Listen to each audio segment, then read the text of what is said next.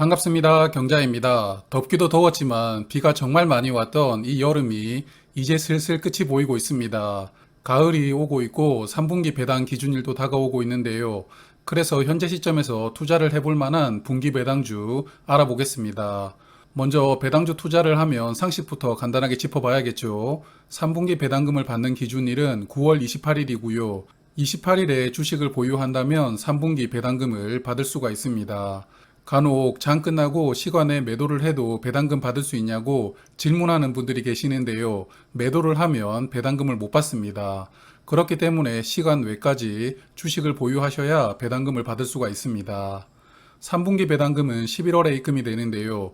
종목마다 조금씩 차이가 있지만 보통은 11월 중순 이후에 계좌에 입금이 되고요.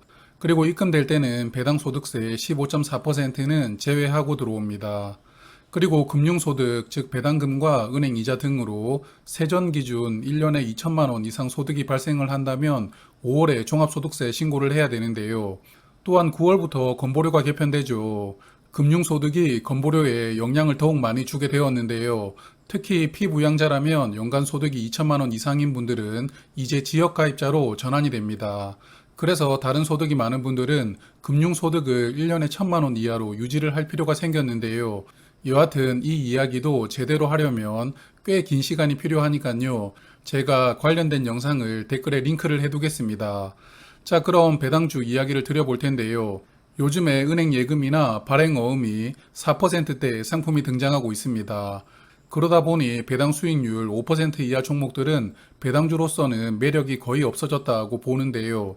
적어도 배당 수익률이 6% 이상 되는 종목들 중심으로 투자를 하는 게 좋아 보입니다. 화면 보시면 7종목은 연간 배당 수익률이 5.5% 이상으로 예상되는 7종목인데요. 이 종목들 중에서 배당 수익률이 6% 이상으로 예상이 되는 포스코, 삼양옵틱스, SK텔레콤, 쌍용 CNE는 좀 더 세부적으로 살펴보고요. KB금융과 신한지주는 작년 배당금 기준으로는 수익률은 6% 미만인데요. 그래도 올해 배당금을 좀 올려서 지급할 가능성이 있습니다. 그래서 이 두 종목을 포함해서 총 6종목을 말씀을 드릴게요. 그리고 화면 보시는 종목들은 분기 배당을 하고 있는 종목들이지만 연간 배당 수익률은 5% 이하로 예상이 되는 종목들입니다. 그래서 배당금을 목적으로 투자를 하는 것은 조금 애매해 보여도 또 좋은 재료가 나오면 주가는 올라갈 확률이 있는 종목들이니까요. 이런 종목들은 배당금을 받기 위해서 투자를 하는 것보다는 주가가 상승할 가능성을 전제로 투자를 결정하시는 게 좋을 것 같습니다. 그리고 리츠도 분기 배당하는 종목들이 있는데 따로 말씀을 드릴게요. 그리고 혹시 분기 배당을 하고 있는 종목인데 이 리스트에도 포함이 되어 있지 않다면 댓글로 말씀을 좀 부탁드리겠습니다. 그럼 다음 분기에는 포함시켜서 소개해 드리도록 할게요.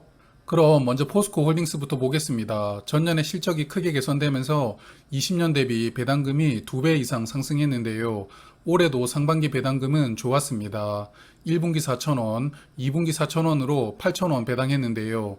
3, 4분기에 전년과 동일한 배당금으로 각 5,000원씩 배당을 한다면 올해 배당금 예상 총액은 18,000원이 됩니다. 그래서 포스코홀딩스는 하반기 배당금으로는 3분기 5,000원, 4분기 5,000원 합쳐서 만원을 예상을 하고요. 하반기 배당 수익률은 3.9%를 예상을 합니다. 하반기만으로도 웬만한 배당주 1년 배당 수익률보다 높은 종목인데요. 그리고 22년 연간 배당금으로 18,000원을 예상을 했죠. 그럼 연간 배당 수익률은 7.1%가 됩니다. 오늘 소개드리는 분기 배당주 중에서 가장 수익률이 높을 것으로 예상이 되는데요. 그래서 이렇게 첫 번째로 말씀을 드리게 되었습니다. 포스코홀딩스는 배당금이 실적에 연동되기 때문에 실적을 체크를 하면서 투자를 하셔야 되는데요. 올해 상반기는 장사를 잘했습니다. 매출은 동기간 대비해서 29% 증가했고 순이익은 26%나 증가되었는데요. 매출과 이익이 모두 두 자릿수로 늘어나는 좋은 실적을 보여주었습니다. 그래서 하반기 실적이 어떨지는 모르겠는데 적어도 전년 수준 배당금보다 1,000원 정도 늘어난 18,000원을 배당하는 것은 가능하리라고 생각합니다. 화면은 주봉 차트인데요. 전 고점이 38만원이었습니다. 현재 하락폭이 33%인데요. 종합지수보다 조금 더 하락폭이 높았습니다. 그리고 최근에 반등이 나오고 있는데 저점 대비 15% 정도가 상승을 했습니다. 일단 최근 하락이 시작되기 전 주가가 29만원이었는데요. 이 주가를 회복하는 게 1차 과제가 아닐까 생각합니다. 그리고 현재 배당 수익률은 7%가 넘기 때문에 실적만 유지가 된다면 주가가 하락하는 것은 자연스럽게 지지가 되지 않을까 생각을 하는데요. 그래서 이 종목은 실적 흐름을 잘 살피고 투자를 하시는 게 중요합니다. 두 번째 종목은 삼양옵틱스인데요. 제가 분기 배당주로 처음 소개를 드립니다. 코스닥 종목이다 보니 분기 배당하는 것을 최근에 알았는데요. 분기 배당은 전년부터 시행을 하고 있었고 20년에는 반기 배당하는 종목이었습니다. 이 종목도 배당금이 연도별로 차이가 나던데요. 그렇기 때문에 실적에 연동을 하고 배당을 하는 종목이라고 생각합니다. 올해 상반기에는 분기당 200원씩 배당을 했는데요. 그래서 일단 하반기에도 전년과 동일하게 3분기에 200원, 4분기에는 300원으로 연간 배당금은 900원을 예상을 합니다. 삼양옵틱스라는 회사가 생소하신 분들 많으시죠? 이 회사는 카메라 렌즈를 만드는 회사인데요. 사진을 촬영하기 위한 렌즈뿐만 아니라 동영상 전문 렌즈도 생산하고 있습니다. 실적을 보면 기술력이 꽤나 높은 회사라고 보이는데요. 영업이익률은 19%, 순이익률은 17%입니다. 저는 이익률이 곧 그 회사의 제품 가치 척도를 보여준다고 생각을 합니다. 그만큼 부가가치가 높은 제품을 생산하는 기업이라고 볼 수가 있겠죠. 그리고 상반기 매출은 268억 원, 순이익은 45억 원이었는데요. 사이즈가 큰 회사는 아니지만 이익률이 좋고 특히 전년보다 올해 상반기 실적이 크게 늘어났습니다. 매출은 20%가 늘어났고 순이익은 41%나 늘어났습니다. 그래서 일단 배당금은 전년 수준으로 예상을 했는데요. 하반기에 좋은 실적을 기록한다면 4분기 특별 배당을 할 가능성이 있다고 봅니다. 일단 보수적으로 말씀을 드리면 하반기 배당금은 3분기에 200원, 4분기 300원으로 총 500원 예상을 했는데요. 그럼 수익률은 3.9%가 되죠. 그리고 연간 배당금 900원 기준으로 수익률은 7%인데요. 아직 세상에 덜 알려진 진흙 속의 진주 같은 종목이 될 수도 있다고 보입니다. 올해 들어 주가 상승이 나오고 있죠. 종합지수와 관계없이 주가는 움직였습니다. 그리고 어느 정도 조정이 나왔고 최근에 다시 상승하는 흐름인데요. 조금만 더 상승을 해주면 5일선이 21선을 돌파하고 이평선이 다시 정배열됩니다. 그럼 새로운 파동이 시작될 확률이 있어 보이는데요. 이 종목은 배당금도 많고 실적도 잘 나왔고 또 주가 흐름을 기대해 볼 수 있기 때문에 은근히 알짜 종목이라고 생각합니다. 이제 세 번째 종목 SK텔레콤 보겠습니다. SK텔레콤은 인적 분할 이후에 분기마다 830원씩 배당을 하고 있는데요. 그래서 올해 하반기에도 분기당 830원으로 배당금을 예상합니다. 연간 배당금은 3,320원이 될 것 같은데요. 그래서 하반기에는 총 배당금 1,660원으로 예상을 합니다. 배당 수익률이 3.3%인데요. 그리고 연간 배당금 3,320원 기준으로 배당 수익률은 6.5%입니다. 이 종목도 배당 수익률은 좋습니다. SK텔레콤은 국내 부동의 1위 통신 사업자이고 통신 사업 자체가 경기를 잘 타지 않는다는 특징이 있습니다. 허리띠를 졸라맬 때 스마트폰 요금제를 변경하는 분들은 가끔 있겠지만 인터넷이나 TV를 끊는 분들까지는 거의 없을 테니까요. 그래서 실적이 매년 플랫한데요. 올해 상반기 실적을 보면 전년 동기 대비해서 영업수익이 4%가 늘어났고 영업이익도 16%가 늘어나면서 좋은 실적이었습니다. 다만 순이익이 큰 폭으로 줄어들었는데요. 보니까 작년에 일회성으로 발생된 영업외 이익이 있었나 봅니다. 영업이익보다 순이익이 2배 정도 높다는 것이 정상적인 재무 상태는 아니니까요. 그래서 순이익이 큰 폭으로 줄어들었지만 염려할 부분은 아니다라고 생각합니다.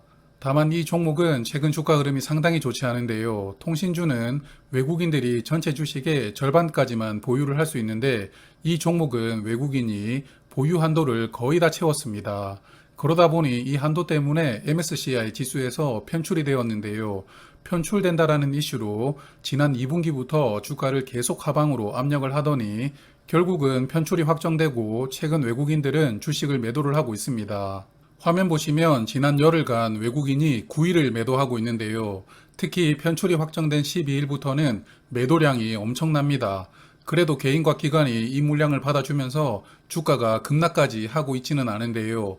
결국은 고배당주라는 매력이 SK텔레콤의 주가를 지탱해주는 버팀목이라고 생각합니다. 여하튼 MSCI 편출 리밸런싱은 8월 31일이거든요. 이때 패시브 펀드 자금이 막판에 이탈을 하고 신규 매수자들도 대거 들어오면서 빅뱅이 일어날 텐데요. 그래서 8월 말까지는 주가가 약세를 보일 수 있어도 9월 이후부터는 반등 나올 것으로 생각을 합니다. 이벤트가 끝났으니까 이제 다시 제자리로 돌아갈 시간이라고 보거든요. 물론 9월 이후로도 주가가 더 하락할 수도 있습니다만 그러면 배당 수익률은 계속 높아지게 되죠. 그래서 결국은 배당주라는 매력이 주가 하방을 지지를 해준다고 저는 생각을 합니다. 네 번째 종목은 쌍용 CNE인데요. 쌍용 CNE는 최대 주주가 사모펀드이기 때문에 투자금을 배당으로 회수를 하는 종목입니다. 20년과 21년에는 매 분기 110원씩 배당을 했고요. 올해도 상반기에는 분기당 110원을 배당을 했거든요. 그래서 남은 기간에도 110원씩 배당을 한다고 예상을 하고 올해 배당금은 440원이 될 것 같습니다. 그럼 하반기 배당금 220원으로 예상이 되고 현 주가 기준 수익률은 3.2%이고요. 연간 배당금 440원 기준으로 배당 수익률은 6.3%가 됩니다. 그리고 쌍용 CN이 소개를 드릴 때마다 말씀을 드리고 있는 부분인데요. 이 종목은 자본 준비금을 감액한 재본으로 배당을 하고 있습니다. 그래서 배당소득세 15.4%는 면제되는데요. 2024년까지 면제가 됩니다. 배당소득세를 내지 않아도 되기 때문에 배당 수익률이 실제 수익률이 될 수 있는데요. 이런 부분은 다른 종목보다 약 1% 정도 수익률이 많아지는 효과가 있다고 보시면 될 것 같습니다. 그리고 올해 전쟁 영향으로 시멘트 주 원료 중 하나였던 유연탄 가격이 급등을 했는데요. 그래서 1분기에 적자로 전환하는 어닝 쇼크가 나왔습니다. 그래도 다행히 원재료 상승분이 반영된 가격을 시멘트 판가에 전가를 시켰는데요. 그래서 2분기에는 흑자로 다시 전환을 했습니다. 전년 상반기와 비교를 해보면 매출은 늘어났는데 이익은 급감했죠. 그래도 일단 적자를 흑자로 전환했다는 것을 긍정적으로 봅니다. 주가를 보면 1분기 실적이 발표되던 5월부터 주가가 크게 하락했는데요. 8,000원대 주가가 6,000원까지 하락을 했다가 다시 반등이 나오고 현재는 7,000원 근처까지 왔습니다. 2분기에 흑자로 전환을 했으니까 하반기에는 전년 대비 얼마나 실적을 낼 수 있느냐에 따라서 주가도 다시 8,000원대를 회복할지 아니면 이 정도 주가로 머물지가 결정이 될 것 같습니다. 여하튼 이 종목은 24년까지는 실적과 크게 연동이 되지 않고 배당금은 110원씩 고정적으로 배당을 하고 있으니까요. 실적에 따라 주가는 연동이 되겠지만 배당금은 변동이 없을 것으로 예상합니다. 마지막으로 은행 두 종목 같이 보겠습니다. 리딩뱅크 경쟁을 하고 있는 KB금융과 신한지주인데요. 금리가 인상되는 시대이기 때문에 저는 올해 은행들 배당금이 전년보다 더 많아질 것으로 예상을 했는데요. 최근 정부가 적극적으로 은행에 개입을 하고 있습니다. 그래서 일단은 보수적으로 전년 배당금과 동일하게 예상을 해봅니다. 먼저 KB금융은 상반기에 분기당 500원씩 배당을 했고요. 3분기도 500원을 배당을 하고 남은 4분기에는 1,440원 배당으로 예상을 합니다. 전년 배당금과 동일하게 2,940원을 예상을 하고요. 그리고 신한제주는 상반기에 분기당 400원을 배당을 했고 3분기에 400원, 그리고 남은 4분기에는 760원을 배당하면서 올해 1960원 배당을 예상을 하는데요. 다만 신한제주는 전년 배당금이 다른 은행들보다 조금 적었습니다. 그래서 올해 배당금 늘어날 가능성은 KB금융보다 조금 더 높다고 생각을 합니다. 그래서 KB금융은 하반기 배당금으로는 1940원, 수익률은 3.8%를 예상을 하고요.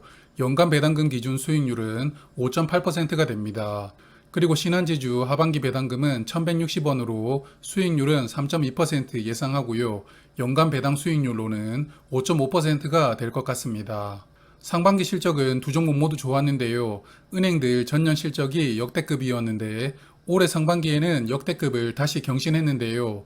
KB금융과 신한지주 모두 순이익은 전년보다 11%가 증가했습니다. 그리고 올해 상반기만 보면 영업이익은 신한지주가 KB금융보다 약간 높고 순이익은 약간 낮은데요.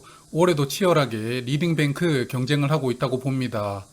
주가를 보면 6월부터 본격적으로 하락이 나오고 있는데요. 앞서 말씀드렸던 정부가 개입한다라는 우려가 주가에 영향을 크게 주었고요.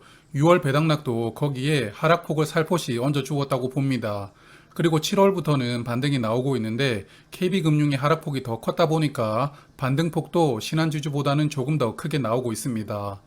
여하튼 차트로만 보면 이평선이 많이 꼬여 있죠. 주가가 전고점까지 올라오려면 시간이 좀 필요할 것으로 봅니다. 지금까지 분기 배당하는 종목들을 소개를 드렸는데요. 분기 배당주는 분기마다 배당금을 지급하기 때문에 반기 배당주나 기말 배당주에 비해서는 배당락 폭이 적게 나오는 게 일반적입니다. 하지만 최근에는 또 그렇지는 않더라고요. 그렇기 때문에 배당금이 목적이라서 분기 배당주를 모아가시는 분이라도 매수 포인트를 배당락 이후로 잡으시는 게 어떨까 합니다.